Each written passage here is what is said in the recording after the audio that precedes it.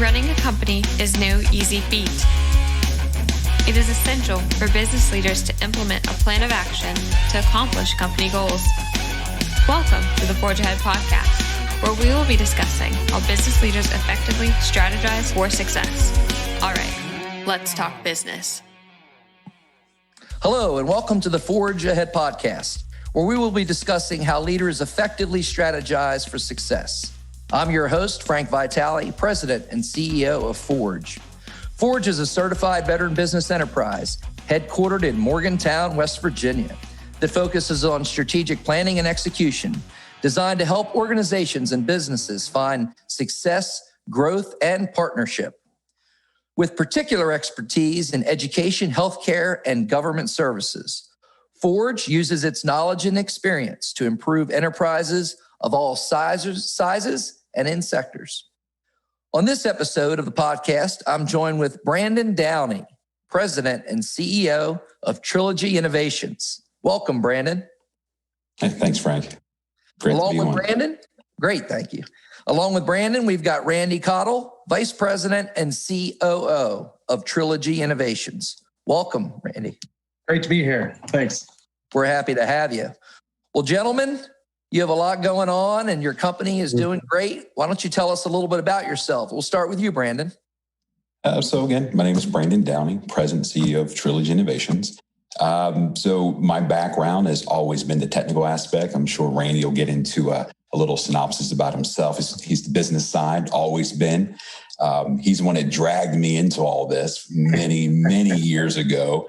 I remember the vast conversations that we had about starting this business, starting this company. Come on, Brandon, we can do this. We can do this. So I finally gave in, and here we are. So my background has always been technically based. So we're talking about systems, software engineering, leading technical teams, developing technical solutions, everything from enterprise architectures to the smallest of software components. These days, we've taken that expertise and we're riding it forward, Frank, and we're taking it and we're applying it to all of our customers, all of our partners, and so forth. So not only do we do that, we actually look for people in our organization, outside of our organization, to bring in that share the same personality traits that Randy and I do, right? Always with the eye on the horizon, always, trying to adapt the latest emerging technologies. And, hopefully we can actually continue to bring superior technical solutions to all of our customers. That's great. That's great. I've been privileged to watch some of your growth in the last couple of years, and you're always so great to celebrate new members to the team and successes. And I really think that goes to culture and the culture that you're building. So we're going to talk a little bit more about that throughout the podcast. And it's just exciting to have you with us, Brandon. Thank you. Thank you, Frank. Randy, tell us a little bit about yourself. Yeah, absolutely. So Randy Cottle, I'm actually originally from Elkins, and Brandon's originally from Charlestown, West Virginia. So, West Virginia born and raised. And as Brandon had mentioned, kicking and screaming kind of drug him into this whole thing. I started out at WVU in the computer science degree process, and I quickly shifted over to the business school because everybody there was answering binary in unison. I'm like, this ain't for me. So I moved over to the business school in the MIS program. And so I got a little taste of both, right? The technical side and the business side. So from that, it just kind of grew. And Brandon and I started working together in 2006 at the High Tech Foundation in Fairmont. And at the time, they were like, you guys should start your own company. So we first dipped our toe in the water back in 2007, but we ended up both taking jobs in 2009 and moved down to the FBI Center. And from there, there was other folks saying, you guys have good synergy. You should really start your own company. So we officially formed in 2010, and we've just been hammering on it ever since. So, and as Brandon mentioned, we try to bring like-minded folks in on board with us, people that, can kind of just take the reins and run with it. So that's kind of who we've been looking for. And that's what's kind of spawned our internship program, because now because we are from West Virginia and, we're 20 years down our career path now, we're trying to give back to the community and help other people to where they're not stubbing their toes and just helping them springboard their careers. That's great.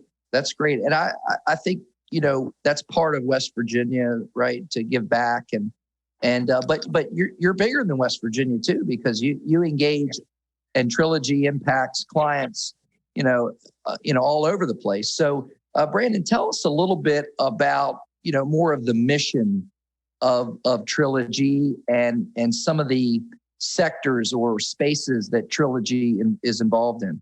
Oh, sure. Absolutely.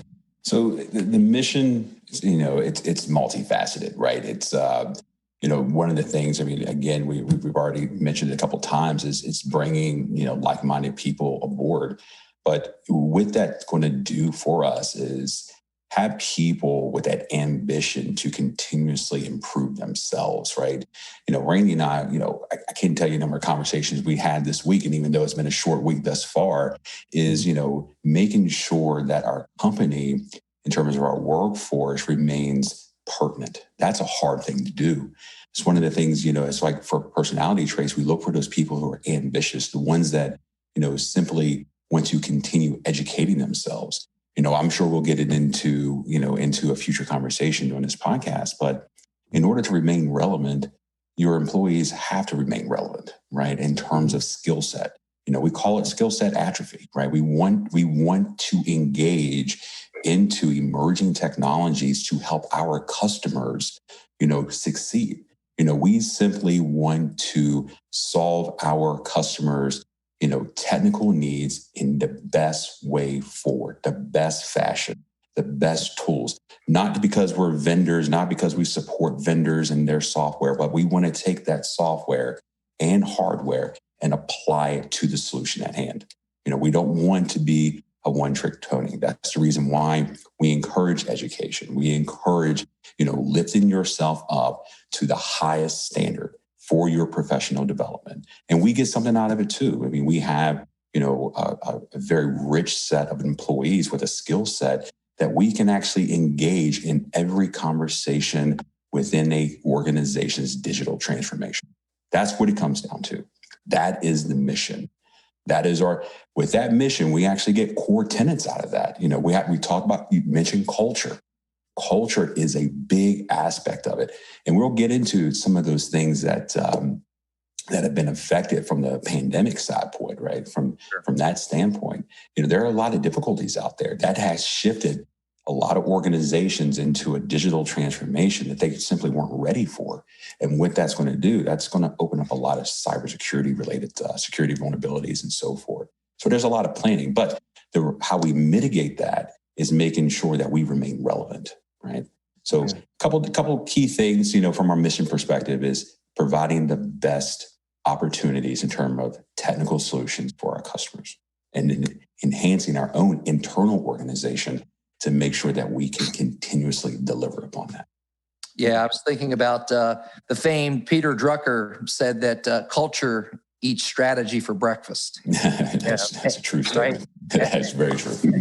At the end of the day, we could have all the strategy in the world, but that culture is so important. Randy, tell us a little bit about sort of some of the spaces that for our listening audience that's wondering, well, I wonder if I should reach out to Trilogy Innovations for some solutions, federal space, private sector. Could you expound on that a little bit? Yeah, absolutely. Both Brandon and myself, right out of college, I ended up at NASA, and Brandon was doing work for the Department of Defense. So after I left NASA and come to work with Brandon, that was our primary focus. We were doing prototyping and those kind of things. Absolutely love that. So DOD is one of our swim lanes. NASA is one of our swim lanes. We're trying to also get work with the Department of Energy. Right now, DOJ is our largest customer. We currently have 4 contracts with them. That's right. Yeah, correct. So, and that's more on the public side of the house. On the private industry, we've done websites for some commercial properties and stuff, but primarily we've been doing software development within the oil and gas industry. Right, we've had 3 or 4 different customers that we've worked with and actually developed software that's helping turn data into information. And that's kind of what we pride ourselves on, right? A lot of people have it in either paper format or spreadsheets, and they're like, man, I'd love to be able to just scan this in, pull all this data and be able to search it. So that is exactly what we do. We'll take whatever mechanism or media by which you're capturing your data, and we go through a process to let you be able to work through that and then digitalize that so you can then make it searchable and turn it into business analysis and important information. And just as Brandon mentioned about our mission, I mean, even with our logo, we wanted to be cutting edge. That's why it kind of resembles like a saw blade, right? Because that's what we want to be on the forefront of everything that's coming in. We want to evaluate what's coming in, because we don't want to do like round peg, square hole and say, well, we only know Java, so this is the solution you're getting, right? Where it might not be something that you need.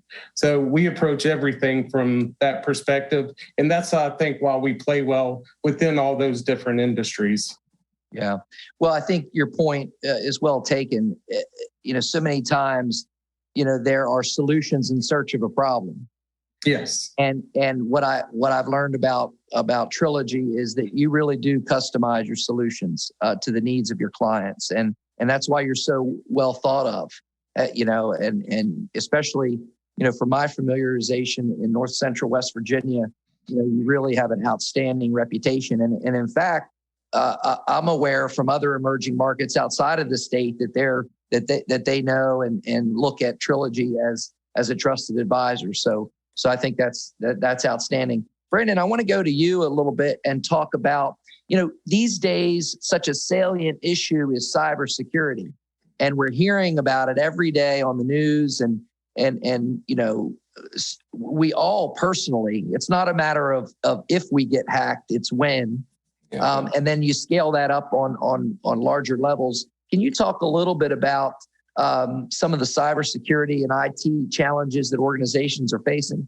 Oh, sure. It's one of those things where, given this day and age, given the pandemic, it has thrusted people into areas of their technology that have exposed weaknesses, vulnerabilities, and so forth. It's multifaceted, right? If you think about it, it's not just an IT related issue. It's an education issue. It's training issue. It's one of those things where we see the largest of corporations has been doing this for a very long period of time, still data breaches and so forth. It is a widespread issue. So when you see large organizations like those, fall victim to cybersecurity attacks and so forth, it's like, what does that mean for a small business, right? What does that mean for us? How can we stay safe, within this whole organization? So it starts with the fundamentals of security, right? It's going to be, everything from, software that you incorporate within your environment. It's going to be, annual training. It's going to be everyone from the highest levels within your organization to the lowest levels of your organization, understanding what to look for. With everyone now online, the spams, the actual phishing attacks and so forth has escalated. I mean, it's escalated. How many emails do you get a day, Frank, that says, click on this email, click on this link, right? And a lot of people do. I mean, that's the first thing, it seems legit, but sometimes those emails aren't. And that's how they pull you into it. So when you're on corporate networks and things of that nature, now you expose your organizations to an attack. So that's where a lot of education comes into play. Technology, from a monitoring perspective, depending upon how organizations are structured, is one thing Randy and I that we started when we started Trilogy is that the one of the first tenets that we wanted to do was make sure that we can operate Trilogy from anywhere in the world. With that said, even today, Trilogy does not own a single piece of hardware that we have in a closet someplace. We've been Randy and I have been, dealing with virtualization since early 2000s, with VMware, right? I remember, deploying the first, generation of IBM chassis, and we started, deploying, everything from Red Hat through Kickstart files to Pixie Boot and all this other stuff that now has become mainstream, right? So it's funny to see what's old is new again, right? That's the only thing we do. We keep rebranding things and say it's new, and it's not new. We just seen a different evolution of it, right? A different version of it, back in the early 2000s. So in terms of virtualization, we have literally wrapped our arms around it. Everything within our infrastructure is virtualized, so we can access it anywhere securely. Now, not just, anyone can actually go in and do these type of things, but we actually do it in a very secure, methodical manner. And that's what it's going to take. Now, a lot of our people, they go through training, insider threat training. They go through annual security refreshers every single year. They're going to know the difference between what's a valid email, what's not a valid email, what websites to go to, what websites to stay away from, and so forth. But we incorporated that early on, right? We incorporated that type of mentality early on. So that now, the people that we're bringing in, they're actually getting to the point where they're taking advantage of everything that was put in play, right? So, with that said, we tried to do it from the inside out. Start from it. You're going to hear that 1,000 times a day, Frank. Honestly, education. Right. We truly believe, that tools do not transform a company into what they want it to be. It's going to be those processes. It's going to be the cultural, influences that we actually introduce from the top down. That's going to allow you to grow from the inside out, right? Now you're going to get into that company you want. Now you want to be a secure company. You don't become a secure company overnight. That takes time, effort, and again, consistency across the board. Yeah. It's often said that a crisis reveals preparation and absolutely. It doesn't call for it reveals it. But yeah, go ahead, Randy. Yeah, I was just going to say, and actually to Brandon's point, he talked about developing processes and systems. Some of the greatest franchises in the world, why is McDonald's so successful? Why is Chick-fil-A so successful? I mean, if you pull up to a Chick-fil-A drive-thru and it's wrapped all the way around, you're like, this will take forever. It takes 5 minutes because they have the system down, right? And that's why their franchise has grown so much, because they've developed a system, they go by these processes, and they're successful because of that. So we're also applying that to what we do, whether it's doing software development via Agile framework, or setting up our HR system and automating as many pieces as possible. When me and Brandon first got into technology, like he said, you had to hand jam most of it, right? It was you putting in all these files. Today, that's completely different. Most of these systems do it for you. And it's more, again, doing kind of the plumbing and the connections, right? Because they saw what the problem was. And just as software is adapted over time to develop a system to make sure it's not being screwed up as much, that's what we're trying to do and implement. Right. Yeah. I will caveat to say that, what Randy said is absolutely true in terms of processes, but, we do not have processes for process sake, right? We are in a constant, process improvement, mentality. We have, to borrow a couple of phrases from the agile side, retrospectives, where we actually go through, sit down and say, okay, what worked, what didn't work, right? My thing is always economies of scale, right? And, we talked about, in terms of, things that are difficult in your organization, unveil certain deficiencies that you have. We want to basically make sure that we stress test everything that we have, right? So, in terms of, we have one process flow that may work for one or two different situations, but when you scale that up, it actually falls down. So that's one thing that we constantly try to do. You ask our HR team, right? We're constantly hammering on them. Okay, what worked, what didn't work? And that's for the next time, let's make sure we improve it. We want to be as efficient as possible. When we think about process improvement and process evolution, it sort of gives me pause, and I'd like to get your thoughts on this. But we're still in the throes of a global pandemic. Right. And in so many ways, we've all had to learn to pivot and evolve. Right. And the pandemic as a positive, as a silver lining, has forced many organizations to confront decisions that they may have put off or kick the can down the road, if you will. Right.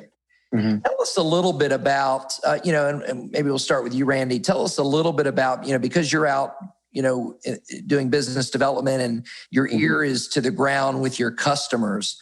How has the needs of, for example, just in general, the federal government, from your perspective, changed the pandemic?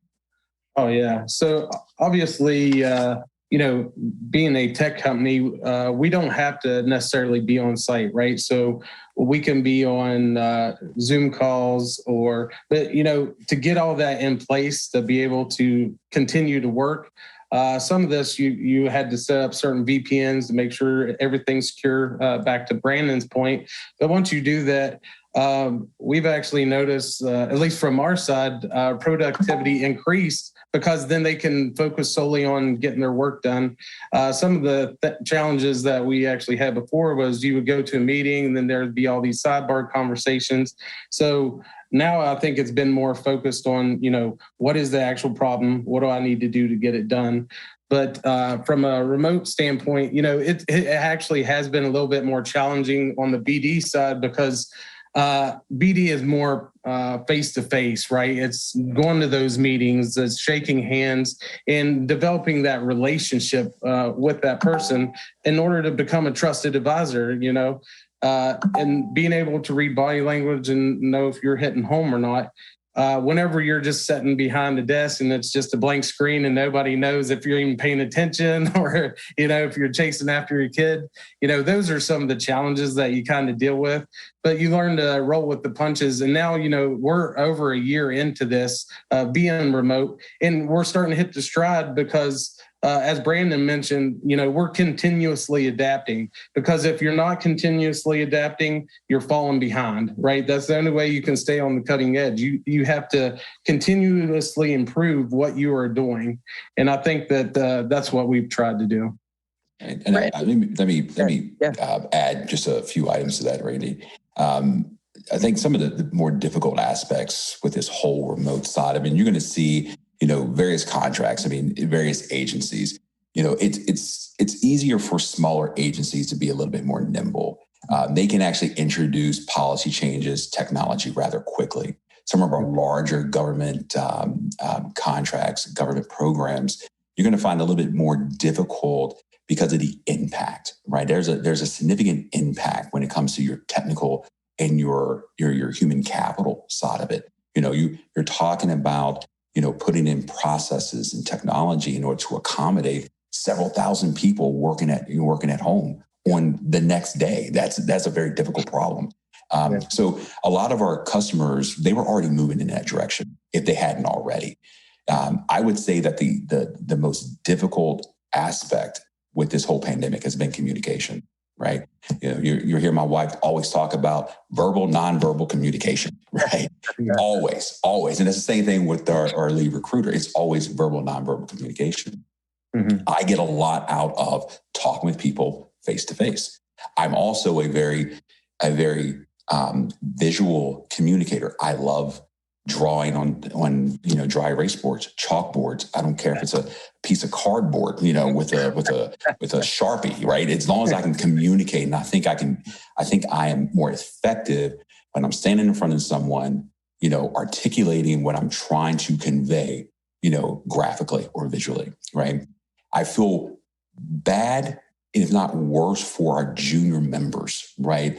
I remember coming up, I remember being part of physical communication meetings where you actually can take away how someone designs and how they communicate by being there with them. You read a lot, from body language and so forth. With them, through, Teams, through Zoom and so forth, you don't have that level of interactions.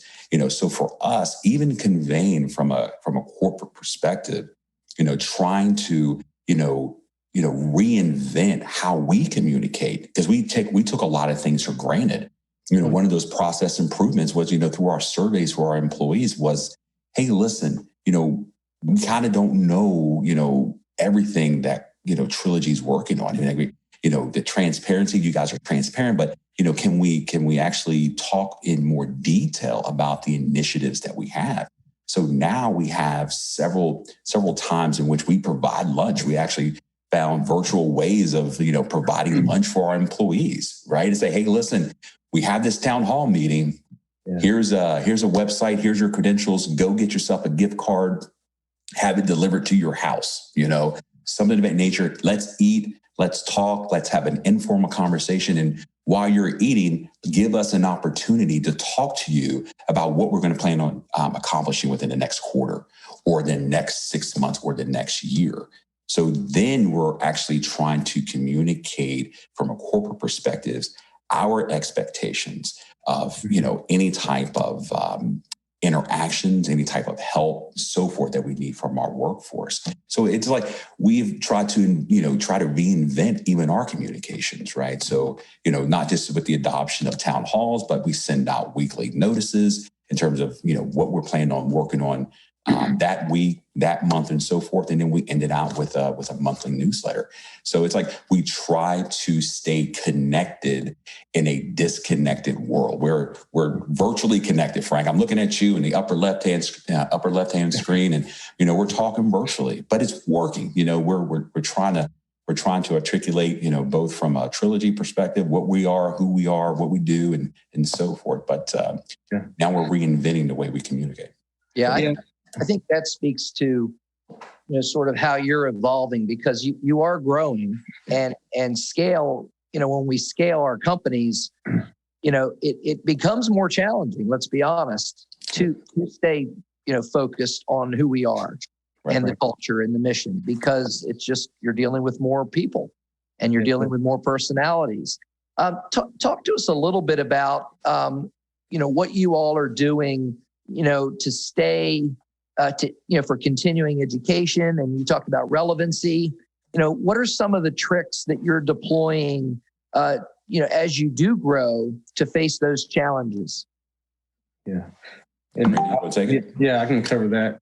Yeah. So we actually work with a lot of different vendors and stuff. And part of that is, looking at different technologies that's, again, going to help the customer at the end of the day. And then if we see a viable solution that is going to benefit our customers, then we jump all in on that, and then we provide and pay for training. I know we have on our social media have #Trilogy pays for training and certs, and part of the reason, we fully back that, because when Brandon and I were coming up, if an employee wanted to ask their employer for training, it was like, no, I don't think we can, or no, that's going to cost too much. We didn't want to send them out. But we see it as investing. We want our folks to be the trusted advisors and the go-to people. So we're willing to invest in them and getting trained and certified. And then if they go on in their career, then we just help them as part of the process. But as a community, it's making us stronger, because, a lot of people will get out of college and then they're just get kind of stuck in their day job, and then they get bored, right? We don't want them to be like Brandon said, we don't want them to be stagnant. So we work with these vendors, set up virtual trainings. A lot of our friends, we actually have two guys that are competing against each other. You probably saw on our social media of who can become a Red Hat certified architect first. And that is very challenging, because it's not just like an A and B type of thing. You have to know exactly what you're doing with these systems and be able to configure them in real time during that 4-hour block of taking the exam. So every time one of the guys gets it, the other guy starts studying real hard and making sure that he's getting ahead. So Ben and Steve has really been pushing the envelope for us from that perspective. And then just having that kind of culture of challenging each other has made other folks be like, well, I want to do that, right? Because we also reward them with bonuses and stuff as they hit certain milestones, because we want to foster growth. And we found that was one of the best ways to do that. Today on our Forge Ahead podcast, we have Trilogy Innovations President and CEO Brandon Downey with us, and Vice President and COO Randy Cottle. Really appreciate you gentlemen being on. Randy, real quick, just give us 30 seconds or so for our listening audience that may not know what red hat means. We've heard that a couple times. Could you tell us a little bit about that? Yeah, absolutely. So Red Hat as a company, they pretty much started out primarily with Linux operating system. So Linux is a competing operating system to Microsoft, right? But it was free and open source. So what they've done is they took that free software and they've wrapped security around it by doing all the testing. They pay for all the testing to make sure that if they put it out on a enterprise operating environment, that, if there is any security attacks or something like that, it's solid. Or if you have any issues, you can call them.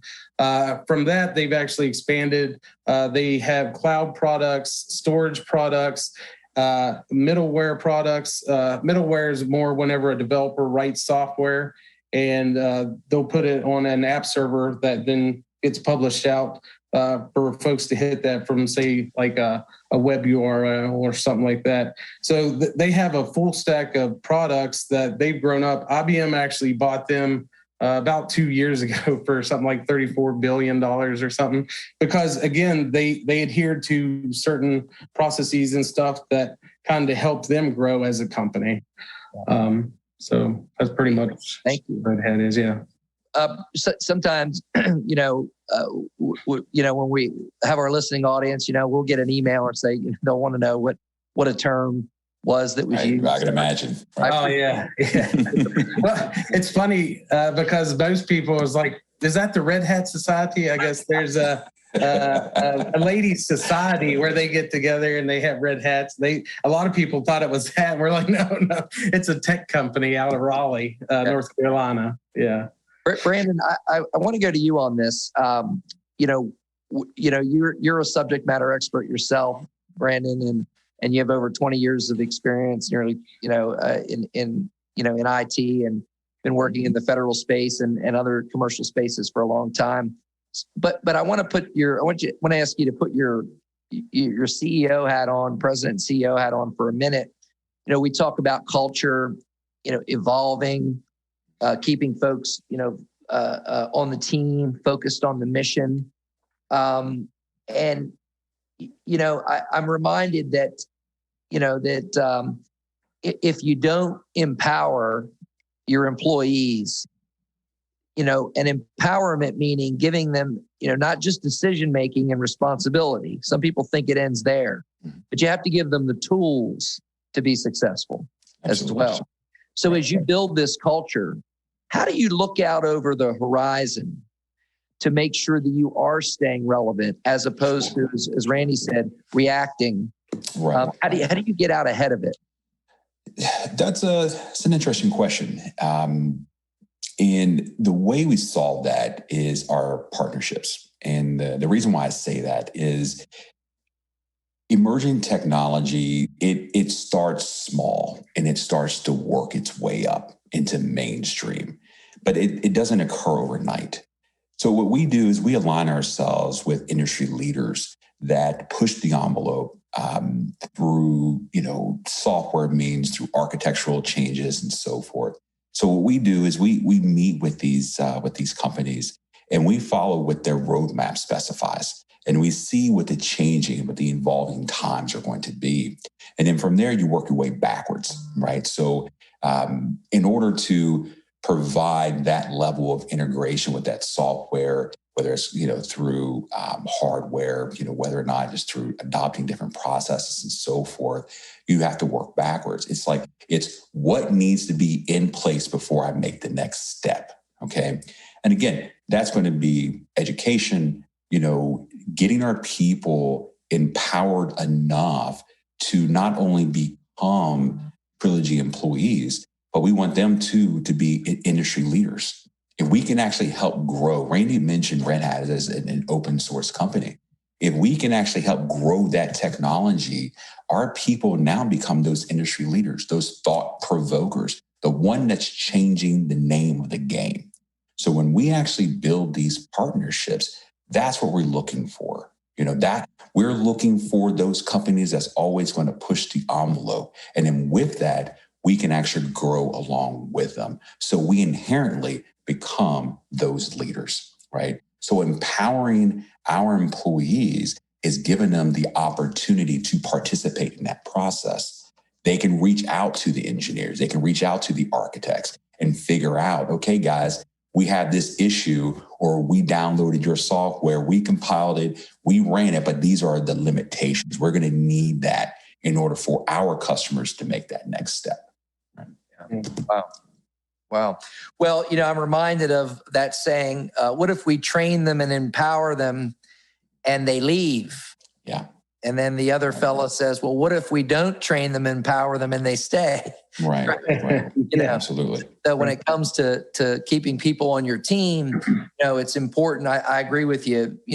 Give them the best you've got, put them in the most optimal environment for success and growth, and let the pieces fall where they may. Right. But you'll always be able to hold your head high, and that's partly why you have such a great reputation. I'd like to turn the conversation a bit to our listening audience. Now that we know who you are and what makes you excellent, what makes Trilogy Innovations excellent, and about what you do, let's talk a little bit to our giving back, right, Randy? So what could we say? What advice would you have, if you will, for small and emerging businesses that let's say want to grow, generally speaking, in the federal contracting space? Yeah. You just it is a hustle. If me and Brandon have learned anything, it's a hustle. And a lot of times, especially when we first got started out, having to grow your brand, like it wasn't like, hey, yeah, we want to hire Trilogy to do that. It was like, hey, we know Brandon's expertise. We want to have him come and do this. He's like, well, you'd be hiring Trilogy. And they're like, well, we really just want you. So it's getting over that as the first hurdle, right? But it is a hustle to get out there and get your name and talk to all these folks. And then, as Brandon mentioned, you got to get in with some of these industry leaders, right? And show value to them and how you can bring value by whether it's helping write a proposal or, showing that you're not afraid to go above and beyond. And then once you do that, and I always talk to Brandon about pushing that snowball up the hill, right? And it's working together. And a lot of that too is investing in your employees. I know we keep saying that, but it's true. We look for the top 5% of folks that are just going to be driving every day that people go to. And that's the people that we want. Like, we're willing to invest in those people. And sometimes it takes a lot to get them, or it takes a while, but we stay constant in trying to get them because we know at the end of the day, that's going to be what helps us grow. Brandon, just from so we talked about, Randy mentioned investing in your people. I think that's been established, that's endemic, to the culture of Trilogy. But for that new company, for that entrepreneur who's thinking of getting something started, I mean, you planted that seed Absolutely. Years ago, and you've been growing it and watering it, caring for it, feeding it. What advice would you have for that entrepreneur?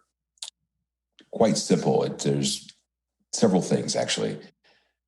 Remain humble, be persistent, and it's a marathon. Right? You are going to get knocked down constantly, and it's the ones that get up are the ones that's going to prevail. And that's honest. There's a lot of competition out here. There's a lot of ways to reinvent yourself in order to succeed, but the persistent side of it is ultimately going to be a huge test to you. Are you the one that's going to lay down, or are you the one that's going to constantly get up because you're going to get knocked down multiple times? And I mean, it's the truth. It's the truth, you know, and that's the reason why, you know, we constantly try to find those partners that's going to help drive us forward. You know, that's going to be of added benefit. You always hear that you try to find partnerships that complement your own culture. And that is a very, very true statement. Align yourself, knowing that you're going to face difficulties. And, you know, every day is a roller coaster. It's up and it's down. But again, I'll reiterate, it's whether or not you're going to get up and keep fighting and moving forward is going to ultimately decide whether or not you're successful. And I will end it with this. I've known Randy since 2001, met him at a friend's wedding. Him and I, we had therapy sessions 10 times a day. Yeah. Okay. Find yourself someone that you can trust, period. Hands down, someone that shares your vision, someone that's going to ride or die with you. Right, Randy? Ride or die. Absolutely. Yes. So this guy, he's my brother, and I trust this guy 100%. Absolutely. Find yourself someone like that. They'll actually help you through hard times and actually help you, you know, settle down when things get a little rocky. It's great to share it with someone. Yeah, absolutely. Completely agree. And then that's why whenever we first started working together, we just had, again, this good synergy and played well off of each other. And that's why Brandon, like you said originally, I'm like, dude, we could do this. There's nothing stopping us. Right. And again, it's been challenging, right? Because there's a lot of hurdles, and it's like the old Rocky adage. It's not how hard you get hit, but that you keep moving forward. Yes. Forward. Absolutely. Absolutely. And when you had someone like Brandon picking you up, it's easy. I was sharing a similar story with someone the other day, and I said, my kids watch this movie called Dory, and in that movie, or just keep swimming. Yeah, absolutely. Sometimes you just have to keep, or I guess that was Nemo or one of those, but you just got to keep moving, right? You got to keep moving and don't get paralyzed by the moment or the circumstance, but just keep moving.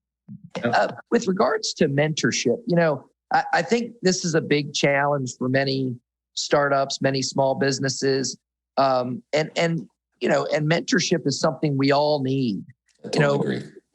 Even when you get to be a bigger company, if you are humble, right, Brandon, to your point, which I think is critical, to remain humble. Not always happen. Doesn't always happen, but I agree with you. What is your advice in seeking a mentor? I think a lot of companies, the CEOs, they're always willing to talk. And then, like you ask Randy, we have probably sat down with probably every single company within this area. We've ventured out into the DC metropolitan area. We've talked. We always ask the questions of if you had to start it all over again, right? If you had to just basically go back into time with the knowledge that you have at the present time back into the past, what would you do? What would you make sure that you had in place, right? What would you do in terms of infrastructure, communications, the type of people that you hire? We literally interviewed everyone, right? So, and we got answers from, they were open. They were always willing to sit down over lunch or dinner or just a casual conversation. And we still reach out to them today, and honestly, you don't have to reinvent the wheel for everything. You don't always have to learn the lesson yourself. If someone tells you that the fire is hot, just take it for granted that the fire is hot. Right? Seriously, learn from their mistakes and make sure that you don't fall into the same pitfalls, or at least ramp up your business processes, things that actually make the organization go so you do not fall into those pitfalls, right? Those lessons are very hard lessons to learn, but, at the end of the day, we all share in them, right? So I don't have to fall into the same pitfalls in order to make our business successful. I want to basically accommodate and make sure that we do not. I think that, I tell my mom and my grandmother this all the time, their difficulties in the past paved the way for me today, right? And it's the same adoption in everything, right? their difficulties I don't have to relive. My ultimate praise, the way I repay that, is making sure that I don't fall into those same pitfalls, that I make sure that we continually progress forward, right? Yeah. That is my repayment to them, right? So, but are there any more formal or structural channels to seek a mentor that you're aware of? Ours have always been interacting with other companies. I mean, whether it's the ones that we worked for in the past, whether or not it's the ones that we continue to do business with today.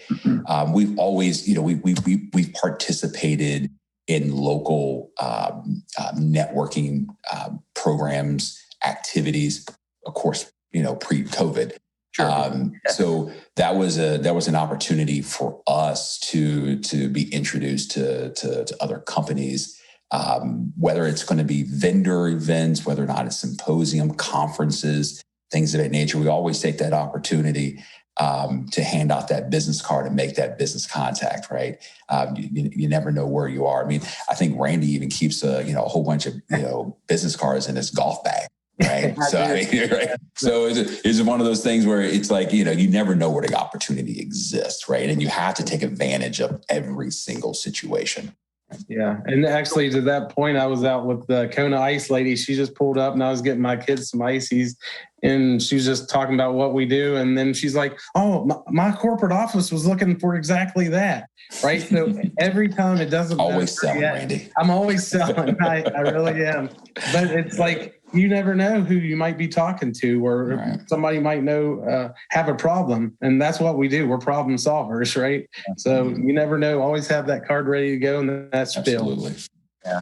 Yeah, they say the ABCs always be closing. Well, Randy, you're always ABS, always be selling, right? Yeah, exactly. I appreciate it. I think what I'm hearing, Brandon, is if you're seeking advice, seeking a mentor, just get out there, right? Yes. Engage. Right. Don't be afraid to ask. Absolutely. You cannot be afraid. I mean, we do the same thing with our employees. It's like, communication is a two-way street. Mm-hmm. Oftentimes, communication only occurs when something negative happens, but open communication is just as important from a company perspective to have that transparency, to communicate initiatives and so forth. But the opposite is true.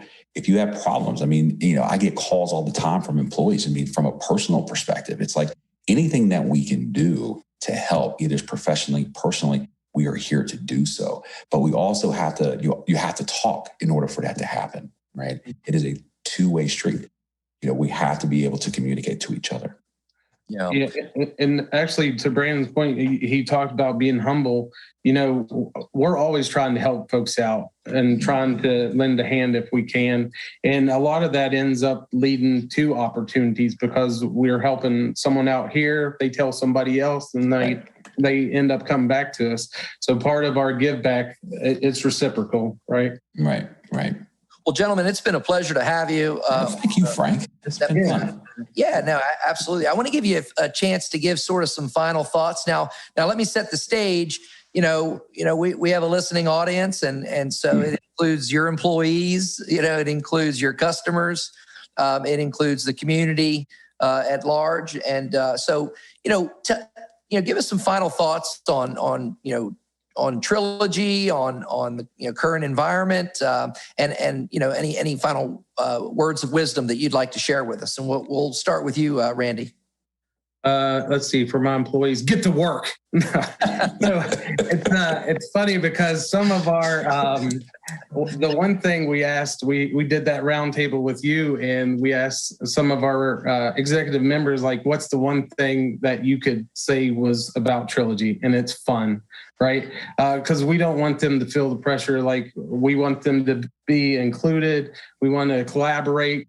One of the biggest things of building a team is trusting in that person. That's why we hired them. Like, we want to know what your thoughts are. We want you to give back to us because we're going to be together better as a unit, right? You could have the smartest guy in the room or 5 people, and they're going to be better than that one guy because they work together. And I think that's really what we try to push. That's great. Brandon? I'll reiterate, Randy, get to work, but I won't say it as forcefully. One thing about Trilogy, Randy mentioned fun. It's one of those things from a technical aspect. We take all things into consideration. We strive on both system and software engineering, and that's including architecture. That's including digital transformation. We talked about that earlier. It goes against all aspects of business. That's what we are. That's what we do. We do that every day for our customers, big and small. I mean, Randy mentioned a lot of our contracts, a lot of our subcontracts. We also do it for, simple businesses, local businesses that have just as big a need for a digital transformation as a large, right? We have operated on multiple scales. So we can build, the solutions to fit, and we don't force solutions upon our customers, right? The one thing that you would get from our perspective as an advisor is the truth. We will tell you the truth. If we do not believe in it ourselves, we're not going to sell it to you, period. Right? Yep. So, in terms of culture, we love levity. We love having a good time. As a matter of fact, I'll give this little example. We've been doing a lot of interviews lately for our interns, right? Yeah. A lot of them are nervous. And it's one thing we try to do is we show, at least there's a time to be serious, but there's a time to sit back and, laugh at yourself, right? Mm-hmm. Get the best out of someone. It's always often to see a smile on your face, right? You can be the strictest of managers. You can force someone to do something, but having someone talk about the competition between Ben and Steve, to have them do that because they not only want to push each other, but they also want to shine that light in a positive nature of Trilogy. Yeah. Those are the people we're looking for. Wow. So if you're out there, look us up. Look us up. Let's have a call. Let's have a talk. Let's have a conversation. And that's not just for employees' perspective. If you have, a technical problem that you need tackled, Trilogy is your company to look for. Yeah. We turn data into information. That's right. That's right. Tell us if we do want to find more information out about Trilogy, where do we go to find that? Randy? Yeah, so you can go to www.trilogyit.com is our website. We also have a Facebook page. We have a meetup page because we do Trilogy Tech Talk Tuesdays. We try to do those once a month where we bring different vendors in to let them talk about their solutions. We even showcase some of the stuff that we do and how to stand up servers and that kind of stuff.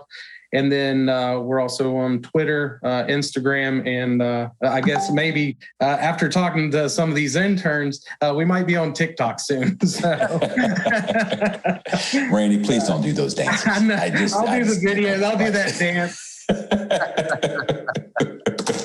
That's great.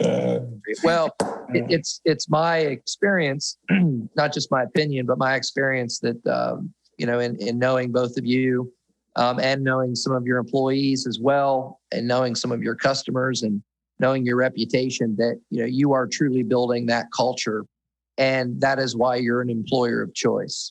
And that is why you're a solution provider of choice. And so I'm honored to have you on our podcast today. And so with that, I want to say thank you. Thanks to our listening audience. Thanks for tuning in to the Forge Ahead podcast.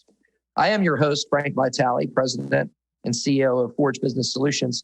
I'd like to thank our producer, Lindsay Moran, for all of her efforts and for putting together the technical team. To find more of our podcast episodes and learn more about Forge, we would invite you to visit our website, and all of these websites and contact information will be put in our show notes as well. We are located at forgebz.com. You can subscribe to our Forge Ahead podcast on your favorite podcast app. We're on iTunes, Google Play, and Spotify. And be sure to subscribe to our YouTube channel as well. You can follow us on Facebook, Instagram, Twitter, and LinkedIn, but not TikTok. We're not. At least not yet. Lindsay's good on that. That's right. That's right. If you have any questions or want to get in touch, feel free to contact us at max@forgebz.com. And so with that, I will thank you all for being with us. And thanks, Frank. And wish you very much success. Thanks again. Definitely you do the same. All right. Thank you. Thanks for tuning in to the Forge Ahead podcast. To find more podcast episodes and to learn more about Forge, visit our website at forgebz.com. Subscribe to our YouTube channel and follow us on Facebook, Instagram, Twitter, and LinkedIn. Show us how your company is forging ahead. Tag us on social media or use the hashtag Forge Ahead Podcast.